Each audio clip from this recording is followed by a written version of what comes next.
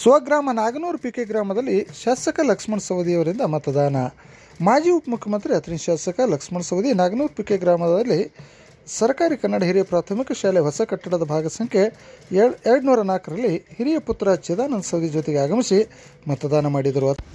ಅಥಣಿ ತಾಲೂಕಿನಾದ್ಯಂತ ಸಾರ್ವತ್ರಿಕ ಲೋಕಸಭೆ ಚುನಾವಣೆ ಮತದಾನ ಇಂದು ಶಾಂತಿಯುತವಾಗಿ ಜರುಗುತ್ತಿದೆ. ಅಲ್ಲಲ್ಲಿ ಚಿಕ್ಕಪುಟ್ಟ ಘಟನೆಗಳನ್ನ ಹೊರತುಪಡಿಸಿದರೆ ಯಾವುದೇ ರೀತಿಯ ಅಹಿತಕರ ಘಟನೆ ನಡೆದಿಲ್ಲ.